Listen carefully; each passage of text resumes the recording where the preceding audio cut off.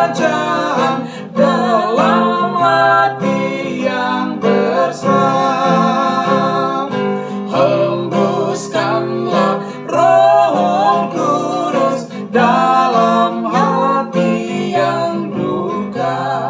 Ya Juru Selamat yang tulus, berikan damaian jiwa. Engkau Tuhan berkuasa, awal dan akhir iman. Buangkan dosa dari jiwa, berikanlah kemenangan.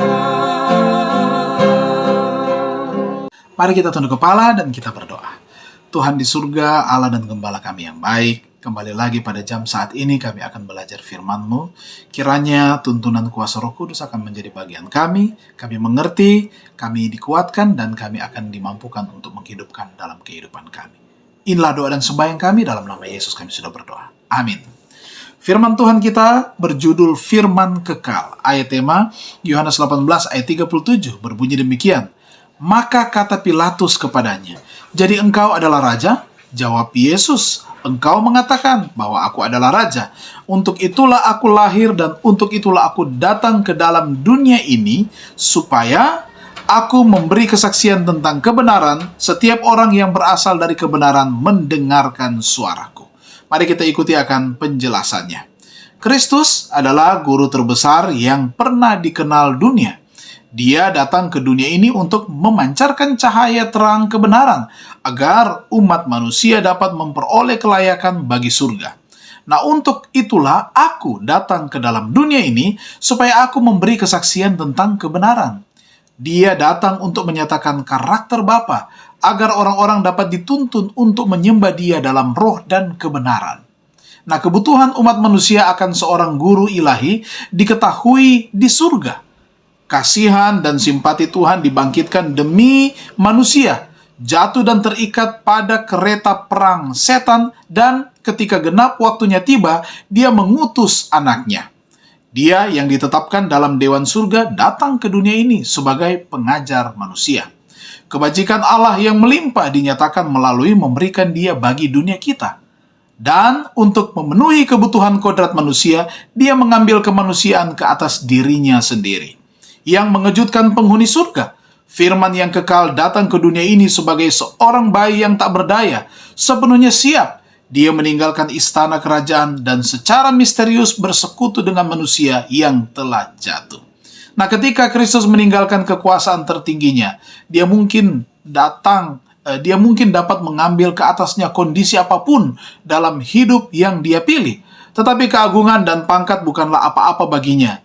Dan dia memilih jalan hidup yang paling sederhana. Tidak ada kemewahan, kemudahan, atau pemuasan diri yang datang ke dalam pengalamannya. Nah, kebenaran yang berasal dari surga akan menjadi temanya. Dia harus menabur dunia dengan kebenaran. Bahwa selama masa kanak-kanaknya, Kristus tumbuh dalam hikmat dan dikasihi oleh Allah dan umat manusia, bukanlah hal yang mengherankan. Karena sesuai dengan hukum penunjukan ilahinya, maka bakat-bakatnya harus berkembang dan kemampuan-kemampuannya diperkuat. Dia tidak mencari pendidikan di sekolah para nabi atau para rabi, karena Tuhan adalah pengajarnya. Tuhan adalah pengajarnya. Seiring bertambahnya usianya, dia terus bertambah dalam hikmat. Nah, dia menerapkan bagi dirinya kerajinan untuk mempelajari kitab suci, karena dia tahu bahwa itu penuh dengan pengajaran yang tak ternilai. Dia setia dalam melaksanakan tugas-tugas rumah tangganya, dan jam-jam dini hari, alih-alih menghabiskan waktu di tempat tidur, sering menemukan dia di tempat tersembunyi untuk menyelidiki kitab suci, berdoa kepada Bapa Surgawinya. Mari saudara-saudara kita renungkan lebih dalam. Jika Yesus adalah firman yang kekal, mengapa dia perlu mempelajari kitab suci? Ini menjadi perenungan firman Tuhan kita bersama. Mari kita tunduk kepala dan kita berdoa. Terima kasih Tuhan, kami boleh belajar lagi firman Tuhan. Firman yang kekal, yang menguatkan iman kami. Dan biar kiranya kami mencintai akan kebenaran ini. Kami setia untuk mempelajarinya, agar kami dimampukan juga dengan tuntunan Roh Kudus, kami menghidupkannya dalam kehidupan kami. Di sepanjang hari ini, berkat melimpah menjadi bagian semua kami yang sudah beribadah, karena kami persembahkan doa ini hanya di dalam nama Tuhan Yesus, Juru Selamat dan Penebus dosa kami. Amin.